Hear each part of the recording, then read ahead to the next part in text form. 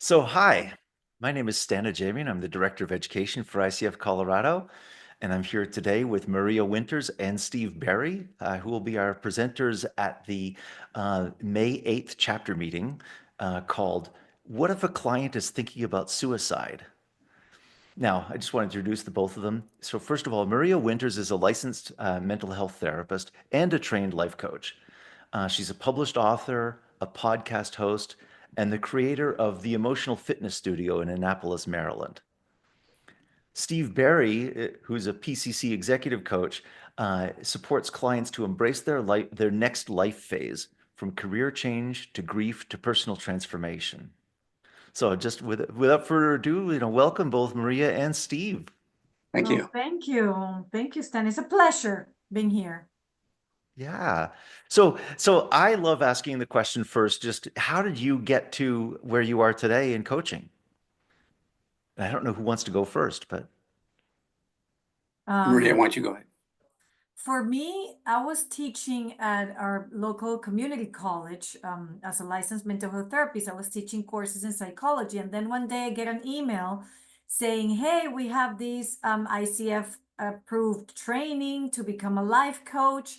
And since you're part of the staff, it can happen at no cost and you can apply here. I'm like, what? I wonder how good of a compliment that would be for my career, my profession as a mental health therapist, to also find out about this life coaching. So I applied, I got accepted, and then I went through the program. And I really think I would say it's the best thing I did right before COVID. It was 2018. I'm like, the best decision for me because I really enjoyed going through that training and seeing the similarities between therapy and coaching, the differences, and again using it as a complement to what I was already doing. And I really think it enhanced my skills as a therapist. So imagine how much it enhances our skills as human beings connecting with other human beings. and you've been a therapist for a long time, right? Like 20 years 20 or something. years. Yeah.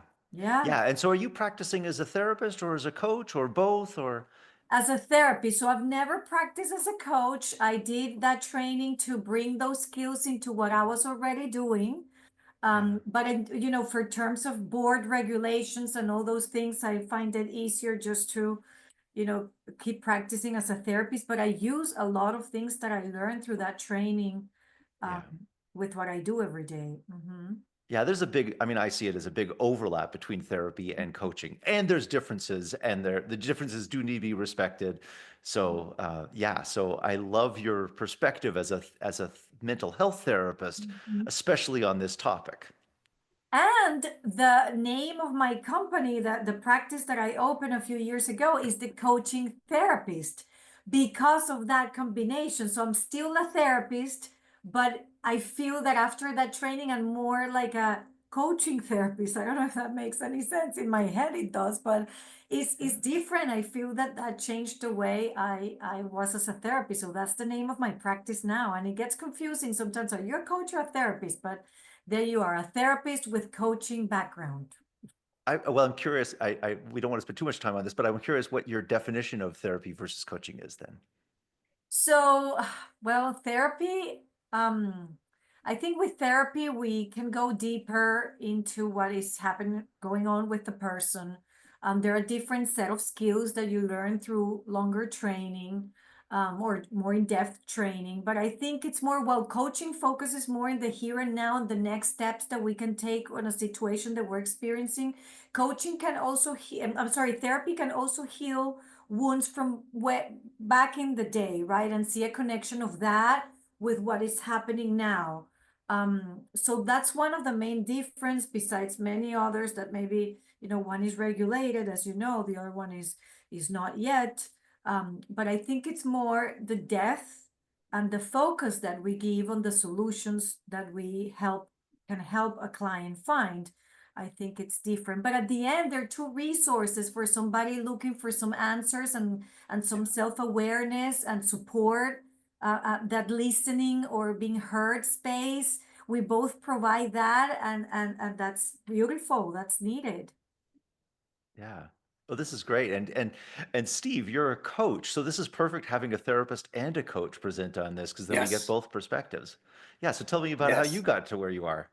Well, I mean, there's the long version that goes way back to, I was born, but I go back to really college when I was a resident assistant and how I was able to work with particularly one student that needed help with some mental what's the word I want to use Challenges. mental challenges he was having and was able to get him that help. And I realized, okay, people need other people, and just my journey has through life has gotten me to where I am. I worked full time at the same college where Maria got her training, and when they announced that they were having this coach training, I knew the person who was in charge of it enough. We had been on some committee meetings together, and so I emailed her and I said, "Hey Jen, I'm going to apply for this. You'll let me in, right?" And then I went to my department chair and I said, "Look, I'm applying for this. You'll approve it, right?" And I got in surprisingly, and just have embraced coaching formally since then. In fact, I'm leaving the college this June will be my last month to focus on coaching full time to do this because I just find it so fulfilling for me personally to be able to help people to support them in whatever challenges they're facing. Um, and what brought me to this specific topic of suicide is I work with I've worked with hospice for decades. I go to visit families when they're in crisis and kind of support them to help them deal with this traumatic experience that they're having. From sometimes they just need someone to hold their hand, and sometimes they need much more than that. And to be able to go in as a coach, even before I was trained as a coach, and just say, what do they need, and how can I provide that to help them get through this trauma they're going through. And then Maria and I met through the coach training program, and you've had those experiences where you just connect with somebody, and we just connected, and we've worked together uh, on this, and have given this presentation a couple of times. And we both think it's a very important topic for people to be Yeah. comfortable to deal with. Wow. Yeah, so Maria, I'm curious, how did you get interested? Like Steve just answered how he got interested in the topic of suicide, or like involved with, invested in it. Maybe that's a better word. And Invested I in the like that topic of word, invested, suicide. much better. Yeah. Yeah. Um, how did you get invested in the topic of suicide? I worked until recently. I worked for 12 years in the ER of our local hospital, and I was coming as a mental health therapist to assess any kind of crisis or at-risk situations. And that's possibly one of the main situations that ERs encounter when we're talking about, in the sense of mental health. And that really brought a whole new world for me, how frequently it happens in the US, how frequently it was happening in my community. Not only the attempts, but the thoughts, right? People feeling in a certain way that makes them think that they don't want to live anymore. So I became an advocate for this because especially with adolescents too, I felt that there were things that we could do as a community, inside our homes, as friends, as schools, the things that we could do to prevent this. Suicide is preventable. So I started reading a lot, going to all the trainings you could think of, getting as much information besides the day to day that I was experiencing already, assessing what was going on and having these interactions with people telling me I just don't want to live anymore. And this is what's going on, and calling the family members and saying, this is what's happening. So now we want to keep this person safe. How do we do that? All that. And I realized during those 12 trainings that not only coaches, mental health therapists, parents, human beings in general, we don't have information on what to do if somebody share these thoughts with us, or even I've heard so many times people saying, my God told me there was something that was not going well, and when you feel it, the deep pain and sorrow of somebody else, but I didn't know how to start the conversation. I was scared. Or what if I start the conversation and then I plant the seed and this person ends up doing something? And, oh, I don't want to start the conversation and then find myself in a situation that I don't know how to handle. And that's important, Stan, because talking about it is possibly the most effective way to prevent suicide, but we don't have this knowledge of how to do that. So I became really passionate about these conversations and opening conversations about anything really. It could be drugs, sex, depression, anxiety, suicide. And I truly believe that once we do that, we create such a, this ideal world I have in my head where we can open these conversations freely, and it's the best way to connect, to grow, to heal. That no one else just suffering silence because of not having the possibility to talk to somebody or somebody coming to ask about it.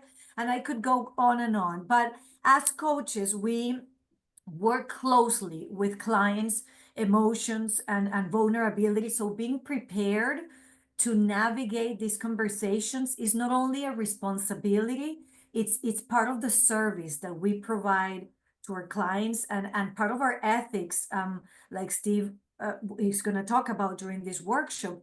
It is part of, it's not out of our scope of practice. Treating the symptoms that brought to suicide thoughts maybe it's out of your scope, but asking and assessing and knowing where your client is and then possibly refer to somebody else is absolutely within your scope of practice. Wow. Yeah. It's so interesting. As you're talking, I'm thinking about this like, if I'm a personal trainer, I need to know how to do CPR because I never know what's going to come, what's going to happen. And even if I don't know how to do CPR, I need to know what the signs are so that I can get the person's help right away. I mean, it makes sense. We're blessed as coaches to be in people's lives where we actually have the opportunity to detect the subtler signs of what's really going on, whether it's suicide or other. And I love that your perspective of that it's our responsibility to do something about it and to be aware. And so I'm so glad we're having this open conversation because I think this is, this may not be the most glamorous, the most happy, the most exciting topic, but this is certainly a really important topic for all of us to learn. But is the topic that can save a life. We can talk about many other things, and you're going to be able to provide your clients with skills and move them forward to the goal that they want. But this topic, Stan, this one, I know it by experience and because of research. It can save a life. So what an important topic. And if I have to be uncomfortable for a few minutes to learn something that can save a life, bring it on. Bring it on. Yeah. So Stan, I want you to know we're working on Maria being a little more passionate about this.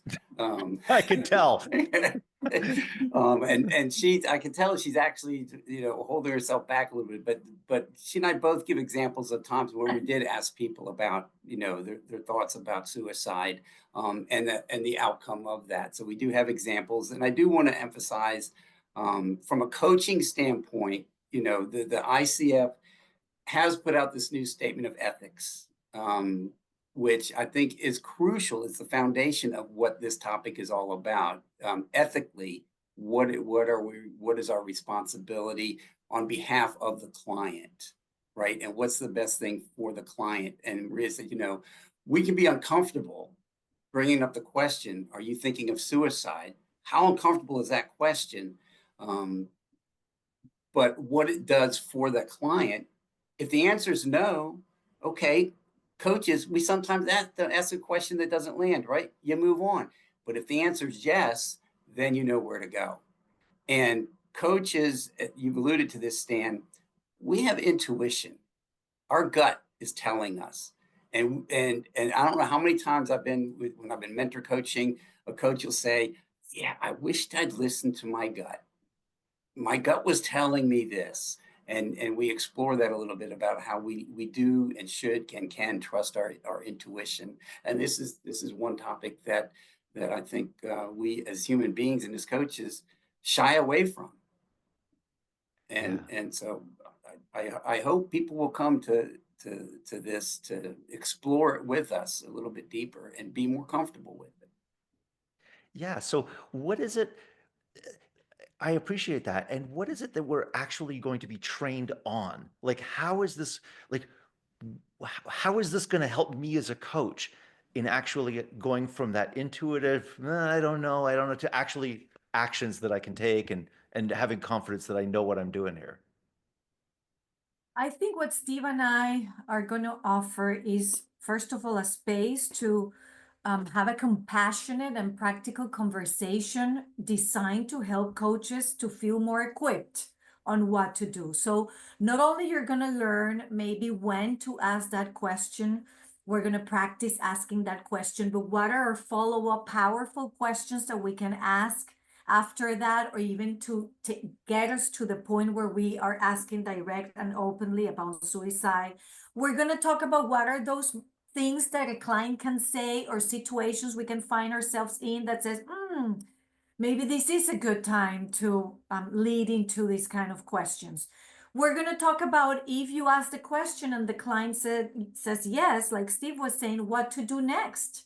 What is the next step? How do we stay? As coaches, we learn on how to stay. So, how to stay with that client and know how to refer out, what to say next, how to follow up, all that. So, my hope is that coaches can come to this training and, one, recognize the importance of this topic, and two, have that confidence to know what to do. Because my guess, and this is just a guess, but it's a pretty informed guess, if you've been a coach for some time and if you met with several clients, if you are one of those coaches that no client have ever mentioned about not wanting to live anymore or feeling hopeless or helpless or anything like that, I would probably say that you already had a client that was thinking of it, but wasn't asked, so you didn't talk about it. Okay? Because think for a minute, if it's that common statistically, what are the probabilities that right now you're working with somebody that is in a situation that feels painful, and they, for whatever reason, because usually people don't open these conversations themselves, that's why asking is so important, that you already have a client that would benefit from you opening that conversation, and allow yourself to be identifiable as that person your client can go to if they ever encounter that situation. How beautiful, right? That you can identify yourself as somebody who's not going to freak out, panic, say the wrong thing, cause more harm, whatever it is. You are somebody who take this seriously and have some tools. Yeah. Well, it's so interesting because I agree with you. I think I mean I know for myself, I've had at some point in my life, I've had thoughts of suicide. I've had thoughts where it's like this is Yeah, too hard. I think yeah, really my guess is every human being has those thoughts at some yeah, point. That doesn't mean there's real risk that we're going to take act on it, yeah. but it's like people who are coming to therapy or coming to coaching are in a space of wanting something. I'm sure they are statistically more likely to be in that place. And so it just is all the more reason why we as coaches, not just friends or whatever, we really need to be aware of this and know what to do. That is such a great point, Stan, because statistics do show that people usually make an approach to some kind of professional. Statistics show is their primary care physician, for example. And primary care physicians, until recently, weren't asking about this, and many are still not. And then, but research shows that most people visited their primary care physician before attempting. So that includes mental health therapists, coaches, Mhm. all these professions that have those conversations with people about their vulnerabilities, how they're feeling. So, yeah, it's an important tool to have. And if you didn't need it, but you had it, great. But if you need it and you didn't have it, Yeah. Yeah. That's where it goes. Last time Go I ahead. was at my primary care, they did ask me, you Mm-hmm. know, have you ever had that thought? And Mm-hmm. my first thought was, has Maria been here? That was my first thought. And but you know, so it's very reassuring that they're asking. And I want to, you know, refer back to us as coaches. And I'm going to steal a phrase from Michelle Rockwood, who you all might know, that we as coaches are providing a container of support for our clients. And this is part of the ingredient that's in that container for the client. And it's just as simple as that. This is, you know, a tool in the toolbox, part of that container that we provide. And I think it's an important one. Yeah. Is there anything else we should know before we come to this event? Well, yes, I want to say that I'm known from opening this conversation in a supportive and even fun way, as contradictive as that can be, right? I'm not gonna be your presenter that is gonna be, I mean, super serious. We are gonna have a good time while talking about something important, right? And I think that's important, even if it's serious, doesn't mean we have to learn it in a specific way. So my invitation is to really come, connect with each other, open that possibility of being of support for each other, share any questions that you have or any concerns, and learn something new. Um, in a fun, interactive, hands-on way. And I would love to see you. I would love to have you there. I really Yeah, do. I'll just real quick say, yes, it is fun. There is humor involved. But this is a serious topic that if you, when you come, not if, when you come, you will be stretched and challenged a little bit because we don't talk about this topic and it may be uncomfortable. But don't we do that with our clients? Don't we ask them questions that can sometimes make them uncomfortable to open their eyes up and open their lives up to new possibilities? And that's all we want to do with this, is the new possibility of using this tool when appropriate to help your clients and, as Maria said, save a life. Oh, thank you both. See you there. Yeah, thank you. And I just want to say to everybody who's listening to this, thank you for joining us to listen to this, to hear about this presentation that's going to be fun and serious. And again, I just wanted to remind you that this virtual chapter meeting is going to be on May 8th, 2025. And if you haven't already registered, you can go to the website, the icfcolorado.org website, and go to the chapter events page and register there. And so I really hope that all of you can attend this important presentation and this event and have some fun with us. And thank you again, Maria and Steve, for offering this and really bringing You're your welcome. clear passion to this topic. Thank you. It'll be a pleasure. See you May 8th. And maybe next time we can do it in person so you can come and show off about your weather for we Maryland people. Okay, next time I want to come in person to enjoy the mountains and the nice weather. Okay, we'll make Oh, sure. Okay, thank you, everybody. thank you. Thank, thank you.